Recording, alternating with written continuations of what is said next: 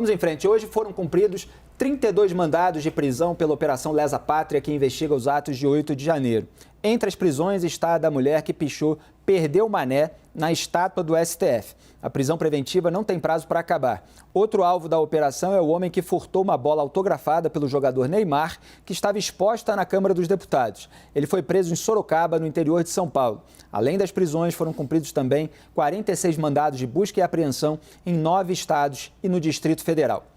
O ex-comandante de operações da Polícia Militar do DF, Jorge Eduardo Naime, foi ouvido na CPI do Distrito Federal que investiga os atos. Ele relatou o que encontrou no acampamento golpista que ficava em frente ao quartel-general do Exército em Brasília.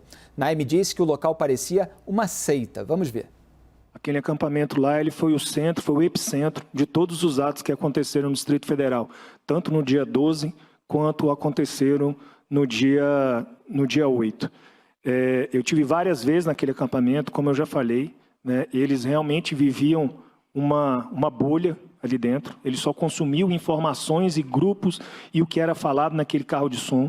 Eles não viam o que estava acontecendo fora daquilo ali. Assim, parecia uma seita. Aí parecia uma seita, gente vivendo numa bolha virtual. Raquel sabe que eu falo muito a respeito disso, mas agora eu queria ouvir você, Raquel, que já estava comentando enquanto ele estava falando.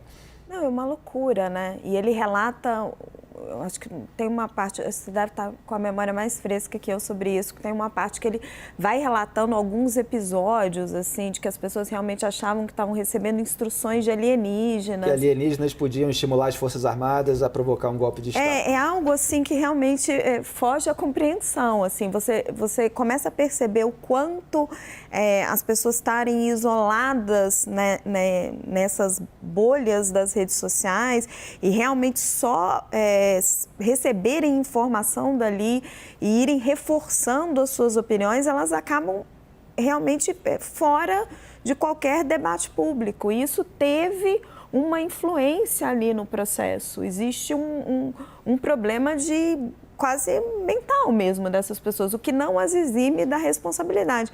Mas é assustador quando você ouve esses relatos e eles são comuns, assim, relativamente comuns, você conversando com pessoas que estiveram nesses acampamentos, lendo reportagens, né, de jornalistas que entraram lá disfarçados e viram o dia a dia das pessoas que estavam ali, o que de novo reforça um ponto que eu venho destacando aqui sempre no Arena, desde antes, né, do 8 de janeiro, por que esses acampamentos foram mantidos, por que eles não foram dissolvidos, se havia já toda a consistência jurídica para que isso fosse feito. Eram acampamentos que estavam pedindo um golpe de Estado no país. Realmente é algo que até hoje não faz sentido para mim. Essas bolhas, elas vão se formando quando as pessoas passam a seguir apenas aquelas que estão alinhadas com a sua própria militância, com o seu ativismo. Elas vão rechaçando qualquer elemento negativo sobre a sua própria tribo, sobre o seu próprio líder. E elas só recebem aquilo que, entre aspas, a gente pode chamar de informação, porque muitas vezes é desinformação. E elas vão se afastando cada vez mais da realidade. Esse assunto que eu estudo, e nos Estados Unidos é muito estudado, as pessoas escrevem colunas de jornal, livros a respeito disso, é que muitas vezes você tem essa formação que vai aumentando e aí chega um momento de colisão dessa turma que está numa segunda realidade com a realidade concreta, o mundo real em que a gente vive. E parece que boa parte desses episódios aí relacionados e diretamente ali do dia 8 de janeiro estão em torno disso. Pessoas que estavam dentro de uma bolha e que em determinado momento se juntaram no mundo físico para protagonizar atos de selvageria e eventualmente atos criminosos. Joel, tem um aspecto ali também que eu gostaria que você abordasse no comentário, que é essa pichação do "perdeu o Mané". Eu achei que foi infeliz a frase do ministro Luiz Roberto Barroso, apesar de compreender que ele estava sendo hostilizado nos Estados Unidos por um bolsonarista que chegou por trás dele com uma câmera, etc. E ele teve aquela reação. É claro que é o ministro do Supremo, quando fala alguma coisa nesse sentido, com mais incisividade, sobre um grupo político, dá margem para a exploração de que ele defende o outro lado. Mesmo o Barroso tendo sido, por exemplo, a favor de prisão em segunda instância, tendo votado contra a suspeição do Sérgio Moro no caso do Lula, mas já foi acusado ali de ser um lulista, de defender o Lula contra o Jair Bolsonaro. Bolsonaro, mas aí houve uma pichação lá na estátua do STF, que também é um ato de vandalismo. E agora o autor da pichação é que perdeu, né? Foi preso. Essa é a realidade. A autora da pichação, essa realmente perdeu e se revelou uma grande mané, porque cometeu um crime e agora terá que pagar por esse crime. Podemos criticar a frase do Barroso, acho válido sim de se criticar. Acho que tiraram uma conclusão indevida dela. Ele falou que o bolsonarista que estava assediando ele perdeu, não falou que ele torcia para o outro lado, não falou nada disso. Ele não expressou, nessa frase não havia assim, expressão nenhuma de preferência, apenas um apelo, numa linguagem talvez meio baixa, de um apelo para que a pessoa reconheça a realidade. Reconheça. É parte da democracia. Reconheça que Bolsonaro perdeu para Lula na eleição. Exato. Reconheça que o seu candidato perdeu. Isso é parte normal da democracia. Às vezes o seu candidato ganha, às vezes o seu candidato perde. Bola para frente. O grave que aconteceu aqui, e essa descrição que o Naime fez é grave, né? A gente viu pessoas que, na incapacidade de reconhecer uma simples derrota, se entregaram para um mundo de fantasia paranoica que misturava golpismo, extremismo, às vezes crenças as mais malucas. Eu lembro que ficou forte, porque eu recebi material disso na época, acho que no finzinho do ano passado, a crença de que o Lula tinha morrido. Sim. E que havia sido substituído por um sósia. Sim. Olha em que realidade estão vivendo as pessoas, sabe? Elas perderam totalmente o contato com a realidade. E no momento que alguém perde o contato com a realidade dessa forma tão total, essa pessoa se torna perigosa também. Porque confrontar ela com a realidade, você não sabe que reação vai sair daí. Essa pessoa que acredita que está vivendo numa conspiração de filme, até o cinema tem dificuldade de ir tão longe, mas que está vivendo numa conspiração de filme, que o corpo do presidente foi trocado, que vai ter um golpe de Estado, que basta pedir para as Forças Armadas. Agora, eu fiquei sabendo da informação que até os ETs talvez ajudassem. Essa pessoa, ela pode não ter pego em armas ainda, mas essa pessoa está a um passo da violência, pode ter certeza. Essa, inclusive, me faz lembrar a análise que o filósofo austríaco Eric Voegelin faz no livro Hitler e os Alemães, do totalitarismo à luz de Dom Quixote, né? Porque isso que você descreveu é algo quixotesco, né? Dom Quixote acreditava que ele estava vivendo no mundo dos livros de cavalaria e quando alguém tentava trazê-lo de volta para a realidade, ele tinha uma reação hostil. E é exatamente isso que acontece também dentro desse universo político. Só fazer uma pontuação rápida, já, assim, não pegou em armas no sentido de armas de fogo, né? Porque a violência já foi claríssima, né? O que eu estou dizendo é mesmo antes, se a pessoa está nesse estado, ela pode nem ter feito o 8 de janeiro ainda, mas pode ter certeza que coisa boa não vai sair dali, sabe por quê? Veio o 8 de janeiro. E veio de fato, pegaram em armas. Exato. Gabriela, seu destaque. Bom, o que me impressiona é a certeza da impunidade, primeiro. Eles viviam uma situação tão fora da realidade, mas é a certeza da impunidade. E como houve comprometimento das autoridades que sabiam o que estava acontecendo e nada fizeram para impedir. Então, esse fenômeno do bolsonarismo, ele foi muito impulsionado pelas atitudes do próprio presidente, que incentivava esse terraplanismo, né? Quanta gente não acredita? Eu fiquei chocada, mas é verdade, tem pesquisa que muita gente acredita que a Terra é plana, entendeu? Não é brincadeira, né? Eu achava até que era fake news, mas não é. Esse movimento antivacina, essa pauta de costumes conservadores perigosa, antidemocráticas, né? Contra a Constituição, isso tudo foi muito incentivado pelo bolsonarismo, e o próprio ex-presidente Bolsonaro, ele compartilhava, retuitava notícias falsas, fake news, então ele foi estimulando essa figura do mito. O Felipe, que estuda muito esse fenômeno das redes sociais, talvez também possa contribuir um pouco com esse debate, mas como essa mitificação de uma figura que vai ser a salvadora da pátria num país como o Brasil, que é tão desigual, que as pessoas têm tanta ausência de tantas coisas, como elas se fiaram nisso, né? Elas ficaram numa realidade paralela, talvez, e pensando nisso, em razão da própria infelicidade da vida delas, da própria ausência de formação básica, de educação, de cultura, de lazer. E é como que, por exemplo, esse caso dos quartéis, eu li um artigo em que se dizia, olha, cheio de gente fazendo manifestação, cheio de gente aposentada, abandonado pela família. Então, tem várias questões sociais que também, no futuro, a gente vai ter que debater. Tem muita gente louca, tem muita gente mal intencionada, tem os líderes disso, mas também tem muita gente vulnerável envolvida aí. E há, evidentemente, para deixar claro, valores conservadores e até uma tradição de pensamento que são absolutamente legítimos e nada tem a ver com golpe de Estado, com viver numa bolha virtual, etc. Mas, enfim, são temas de debate. Ana Amélia, senadora, como é que você viu, a senhora viu esses atos de 8 de janeiro desse ano, né? 2 anos e 2 dias depois daquela insurreição nos Estados Unidos também, quer dizer, algo bastante alinhado ao que o trumpismo fez por lá, e esses desdobramentos agora? Eu acho que o 8 de janeiro de 2023 foi um ano que não é para esquecer, porque ele é muito grave. O que as pessoas que atingiram o Supremo, o Congresso e a Presidência da República queriam com esse gesto. Ele simbolizava, mais do que tudo, terminar com a democracia, com a liberdade. Exatamente aquilo que eles mais defendiam nas redes sociais, que era a liberdade. Mas não a liberdade para destruir. Então, a irracionalidade do que significou nesses gestos todos dramáticos, violentos, eles têm um sentido e vamos demorar ainda, os analistas, os psiquiatras, os sociólogos, os antropólogos, os políticos, a identificarem, os estudiosos de comportamento humano e político, o que a sociedade brasileira se sentiu nesse dia 8 de janeiro.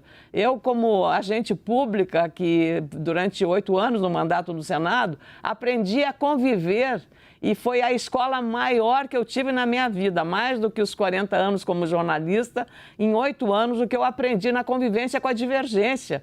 Você conviver com conflito, você administrar conflito, e isso é um exercício de, eu diria, de compreensão e de respeito com quem pensa diferente. E esse 8 de janeiro foi dramático, ele foi exatamente a agressão a este princípio da democracia e da convivência. Então, eu penso que não foi uma coisa que nós teremos nos esquecer. Pelo contrário, não podemos permitir que aconteça novamente o 8 de janeiro. Mas é preciso estudar muito bem o que isso significou e qual é o papel das redes sociais nesse processo todo, que faz as mentes das pessoas, que trabalham as pessoas a esse ponto de pensar. Eu também recebi, eu também li que no corpo do Lula estava o Bolsonaro, ou vice-versa, no corpo do Bolsonaro estava o Lula. Era uma coisa doentia que estava circulando. E, como foi dito, muitas pessoas acreditavam nessa seita, como falou um coronel da PM aqui do Distrito Federal, do que ele viu e testemunhou. Então, estamos falando de coisa muito grave, muito além da política. E ainda temos um tempinho? Sim. Se você quiser seguir com o tema, mas enfim, essa dessa loucura coletiva, ela é algo que não termina com o 8 de janeiro. Eu tive acesso recentemente a uma pesquisa que foi feita e a pergunta era: quem são os responsáveis pelas invasões de 8 de janeiro em Brasília? E aí a gente tem as seguintes divisões de resposta: 32% vândalos comuns, 20% bolsonaristas radicais que haviam planejado isso e 35% das pessoas que responderam à pesquisa acreditam em petistas infiltrados nas manifestações. Então, existe uma narrativa de que as manifestações foram provocadas, o quebra-quebra, por petistas infiltrados entre os bolsonaristas e que, a despeito de todos os vídeos que circularam, das pessoas terem saído do acampamento, das pessoas sendo filmadas com a camisa do Brasil, que é, né, o bolsonarismo se apropriou desse símbolo, com a camisa do Bolsonaro, etc. Você o histórico delas nas redes sociais. Exato, você tem mais de 1/3 da população brasileira, segundo esse instituto, 35% dos brasileiros acreditam que os principais responsáveis pelas invasões de 8 de janeiro são petistas infiltrados para jogar a culpa no bolsonarismo. Então, assim, a coisa chega num ponto que não adianta vídeos, fatos, toda a realidade que você colocar na frente das pessoas. Elas constrói uma narrativa para poder justificar e continuar fazendo parte daquele grupo em que elas acreditam que elas querem estar inseridas. Continuar habitando o mundo paralelo. E esse argumento rodou nas redes sociais. Esse argumento, apresentado pela Raquel, agora circulou nas redes sociais, exatamente da influência de que teria sido um movimento pelos petistas, exatamente para prejudicar o Bolsonaro. Então, foi exatamente isso. 35% dos que responderam à pesquisa confirmam isso, da influência, novamente, das redes sociais nesse processo. Por isso eu acho importante justamente trazer isso, senadora, porque a gente está falando de desinformação, extremismo, seitas. Naturalmente a gente é levado a esse tema, né? As redes sociais. De fato, as pessoas estão ficando assim graças a uma nova maneira que o debate público se dá hoje em dia, que permite que a pessoa fique consumindo ali informação que vem de um canal apenas, de pessoas que concordam com elas apenas, e isso traz riscos. A grande discussão é como é que a gente avança no debate público. Porque tem outro lado disso também. As pessoas estão mais engajadas na discussão hoje do que estavam antes. Se antes elas talvez não acreditassem em tanta teoria maluca, é porque elas estavam totalmente alienadas de fora, meio que aceitando o que a autoridade dizia. Hoje em dia, não basta vir de uma autoridade. Autoridade eu quero dizer, por exemplo, um jornal, um instituto, uma faculdade. Não basta hoje em dia vir da autoridade. Hoje em dia o debate público se dá em outros termos. E é preciso que as instituições que cuidam da informação, que zelam pela informação, como é o caso, evidentemente, de todo o jornalismo profissional, que todas essas instituições, mas também das universidades, por exemplo, que todas essas instituições aprendam a operar nesse novo campo de debate público, um campo radicalmente igualitário. E eu já tenho minha forte suspeita de que porque existe uma tentação, né? Então vamos limitar as redes sociais. A rede social está dando problema, vamos regulamentar, vamos restringir o que pode ser dito, vamos tirar conteúdo que a gente julga que é fake news ou desinformação. Isso não vai dar certo. Ou a gente evolui e aprende a operar nesse novo e reconstruindo, portanto, o que foi perdido, os vínculos de confiança básicos. A Raquel falou a verdade, não adianta se apresentar fato, imagem, tudo, a pessoa não vai acreditar. Não vai acreditar porque ela não confia. Enquanto a gente não souber como reconstruir essa confiança, a gente não vai sair desse buraco e dessa cisão.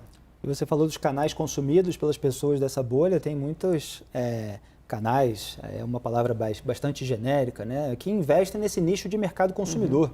Se ele vai tomando uma magnitude imensa, ele vai rendendo e aí você tem um discurso radical, extremado, rasteiro muitas vezes, feito para aquele nicho, porque aquilo rende. Quando vem as consequências negativas, quando vem todo o desgaste, aí se faz um rebranding, se tenta ajustar ali a postura, a imagem pública, mesmo que algumas pessoas que seguiram aquilo que foi colocado ali, elas tenham se encalacrado com a justiça por causa daquilo. Ainda sobre esse tema, um dos presos pela Polícia Federal é o youtuber Bismarck Fugaça, do canal Hipócritas. Ele estava no Paraguai e era investigado na Operação Lesa Pátria, que investiga os responsáveis pelos atos de 8 de janeiro. O blogueiro será ouvido na delegacia de Foz do Iguaçu. Bismarck é conhecido nas redes sociais por apoiar o ex-presidente Jair Bolsonaro. Diga, claro. Estava fazendo essa observação e isso é um fenômeno muito interessante. Virou um business, né? Exatamente. É um business. Você abre um canal, um blog ou eventualmente até uma empresa, você dá um nome que se parece com um nome jornalístico para dar algum tipo de confiabilidade ali. E você transforma aquilo num instrumento para falar para um dos lados do espectro político. Você abraça um político de estimação, você não tem nenhum compromisso com a verdade, com a ética, com nenhum dos pilares do jornalismo profissional. Com a coerência, muitas vezes, em relação ao que foi dito no passado. Você segue com essa pregação, por quê? Porque aquilo vai te dar muitos likes, muitas visualizações, isso favorece o algoritmo das plataformas, as plataformas remuneram essas pessoas, então elas ganham muito dinheiro com isso. Monetização. Se chama monetização. Então, não só pessoas físicas que acabam construindo essas empresas, mas às vezes empresas, né, que se passam por empresas jornalísticas ganham muito dinheiro com isso e misturam na cabeça das pessoas o que é o jornalismo e o que é essa utilização dessa suposta informação, que não é. Isso é propaganda política, é desinformação. Apontar a sujeira de todos os lados dá mais trabalho e exige maior firmeza, não essas recompensas imediatas que vêm quando você atende a um nicho específico, a uma bolha que está querendo sair da realidade.